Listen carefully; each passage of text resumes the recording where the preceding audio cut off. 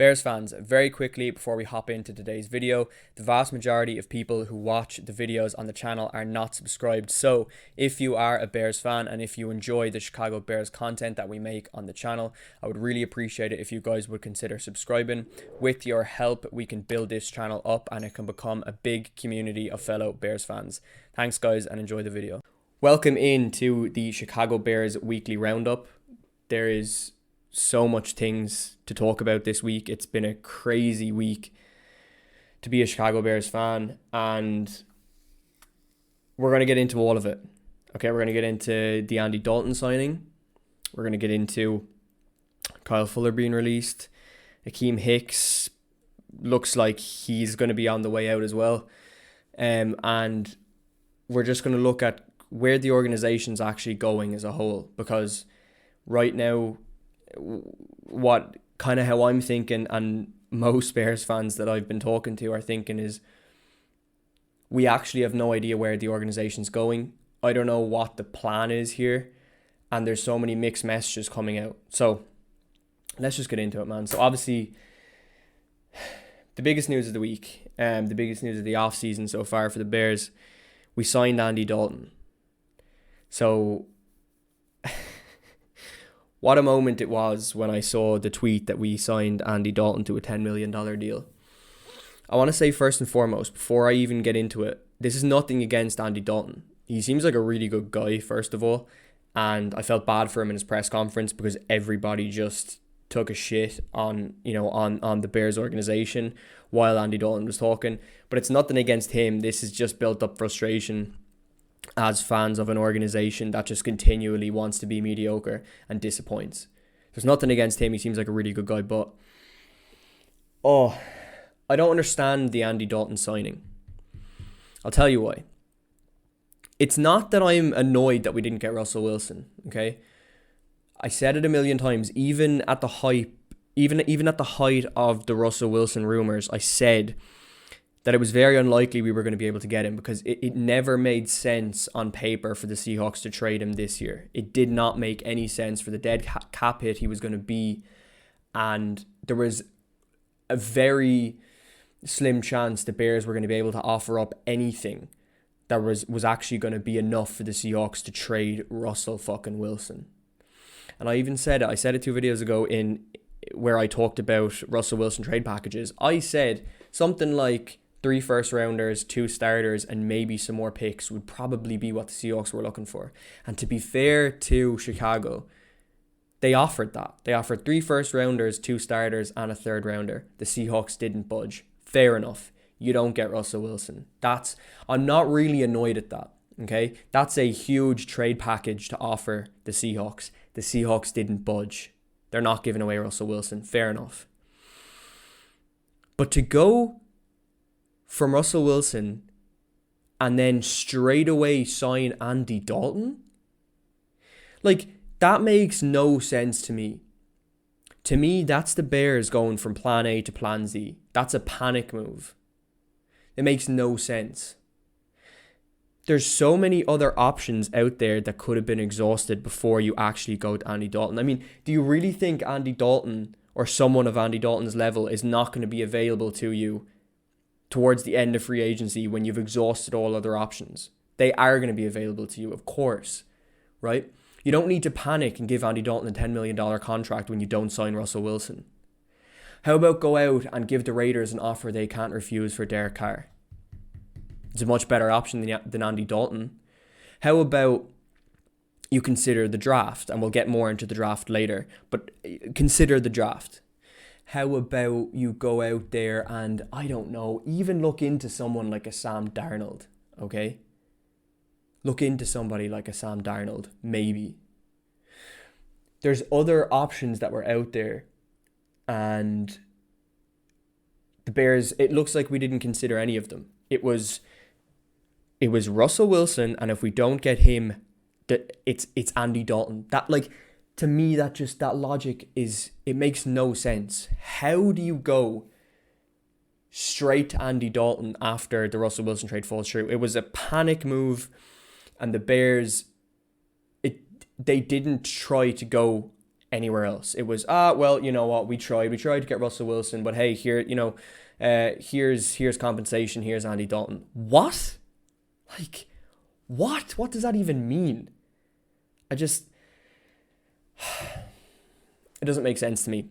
That part of it doesn't make sense. Again, it's nothing against Andy Dalton. And look, if the Bears did this late in free agency when they had tried other options, I'd understand it to a degree.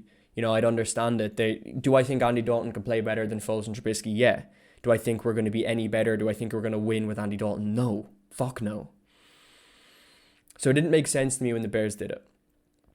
And, the reason I actually didn't do a video when it happened is because I wanted to give it a couple days and I wanted to not overreact.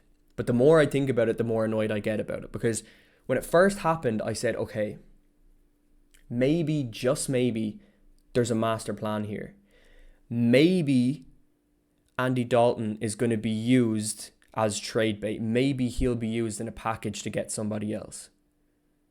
Okay, maybe he'll be using a package and the Bears are going to go back and try to get Russell Wilson again, and we'll say, hey, we can throw Andy Dalton in this time. He can be your new quarterback, something like that. But the more I thought about it, I said that's not happening. Okay, first of all, everything that's coming out right now, Andy Dalton's the starter for next year. In the original tweet that Ian Rappaport put out, when I first saw it, it said he's the Bears' new starter. It's a pretty reliable source. Andy Dalton said it himself in the press conference that he's been told that he is the new starter. That's the expectation. The Chicago Bears verified Twitter account is putting out pictures, graphics of Andy Dalton, literally saying that he is the Bears' next starter. So all of my hope and optimism of, hey, maybe Andy Dalton's just a piece to use in a trade is gone. This man's the starter for next year, it looks like. Congratulations, folks. Andy Dalton is he's the big splash. He's the off-season trade. Andy Dalton. Oh. So we're going to get more mediocre quarterback play, more than likely. Again, do I think he's going to be better than Trubisky or Foles? Probably. Is he going to be much better? No. It'll probably be marginal.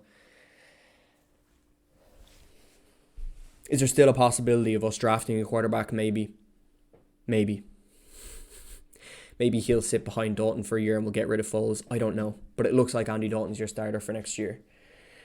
So, it's biggest news of the offseason. It was make or break this year, lads. Like, we had to get a quarterback. And it looks like we failed to do that. And again, unless there's some master plan that all of us are missing, this is our quarterback. So the Bears have continued to just be the Bears. And that's what we're looking at for next year. However, with that being said, the Bears did a really weird thing last night. And they released Kyle Fuller. Kyle Fuller was on the books for $20 million, I believe. Yeah. Fuller was due to have a cap hit of $20 million in 2021. That's what led to his release, okay? The Bears save $11 million by cutting Kyle Fuller. But the Bears didn't need to do it. The Bears did not need to do this. Ryan Pace, the one thing I'll give him this offseason to his credit, he restructured a lot of contracts this offseason, and with a bit of cap wizardry, he was getting underneath the cap without cutting any big pieces. Sure, we cut Bobby Massey, Buster Screen, but none of our big pieces had to get cut. And then all of a sudden we cut Kyle Fuller. And past that, it looks like Akiem Hicks might be on his way out. The Bears have given All-Pro defensive tackle Akiem Hicks permission to seek a trade. If Akiem Hicks is gone, that will get rid of about $10 million, I believe, in salary cap space. It's in and around there. Don't quote that. It's about $10. Or $10 million. Is that a huge loss for the defense? Of course. Kyle Fuller's cornerback number 1. So who actually is our cornerback next year other than Jalen Johnson? Like, what's our plan? How are we going to defend the pass next year? Is it Jalen Johnson as a number 1? Are we drafting another cornerback and seeing if that works out? Is a rookie cornerback going to be our cornerback number 2 again next year? I don't know. I don't know what our plan is there. Obviously, Akiem Hicks, losing him in the middle is a loss as well, if we lose him. So the defense is regressing. We didn't get our quarterback. But to me, it doesn't make sense why the Bears are cutting Kyle Fuller. I thought once we got Andy Dalton, it was like, all right, the team is pretty much set. We're going to go into next year pretty much the same team we were this year with Andy Dalton. They decided to cut Kyle Fuller. This is why I'm getting mixed messages from this team. What do the Bears actually want to do? Because to me, there's two reasons why the Bears cut Kyle Fuller and maybe get rid of Akiem Hicks. There's two reasons. Number one, and the most logical reason in my mind, is the Bears have another move up their sleeve here. They're trying to create cap space to go after somebody. Is it to make another run at a quarterback and throw in Andy Dalton in the trade package? I don't know, maybe. But again, everything we're hearing right now, Andy Dalton's the starter. The man's been promised the starter. The Bears are literally promoting him on Twitter as the starting quarterback. It doesn't make sense. So do the Bears have another move up their sleeve? To me, like, this might just be the Bears creating cap space to go out there and get a Kenny Golladay or something. And maybe the Bears' logic is the defense may regress a little bit, but, let's just give Andy Dalton some weapons. He's a capable quarterback. Let's give him Allen Robinson and Kenny Golladay and Darnell Mooney and Dave Montgomery, and a bit of a revamped offensive line. And then maybe this offense will open up. Fucking stupid logic, I know, because it's Andy Dalton, and at this stage of his career, he's not winning the Bears games as a starter. But maybe that's their logic. Lads, I'm confused here. I said it at the start, and this is my kind of general feeling, is I don't know what the Bears are doing.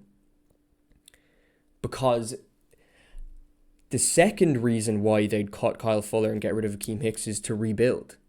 Like, really, we've wasted this defense by drafting Trubisky, right? So a lot of teams would look at it and go, do you know what? We completely messed this up. Now it's time to blow it up. Get as much as you can for Khalil Mack, Roquan Smith, like guys like this, like trade the big pieces. Let's rebuild. But it doesn't make sense why Matt Nagy and Ryan Pace would agree to that, because those fuckers are gone. Their job security is not ideal. We're all pissed off at Ryan Pace and Matt Nagy.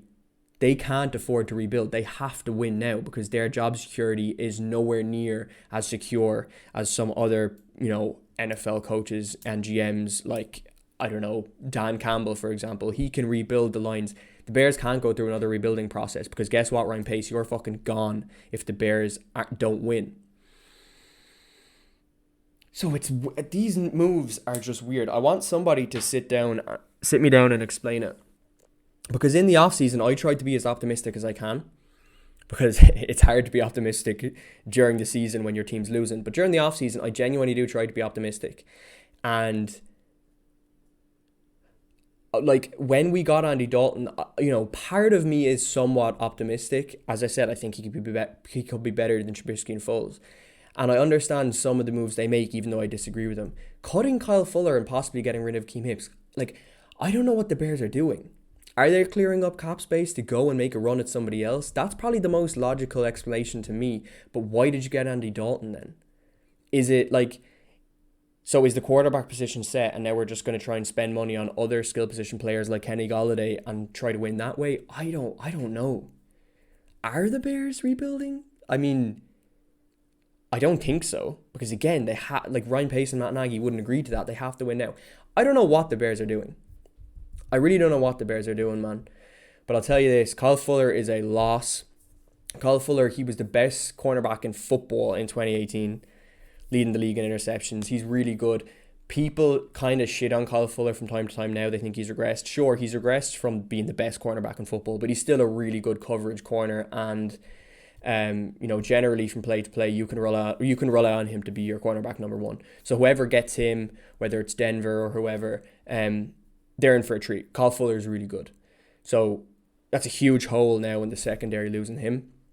We've now lost two of our top three cornerbacks with Kyle Fuller and our nickel cornerback Buster Screen. So how do we plan on defending the pass next year?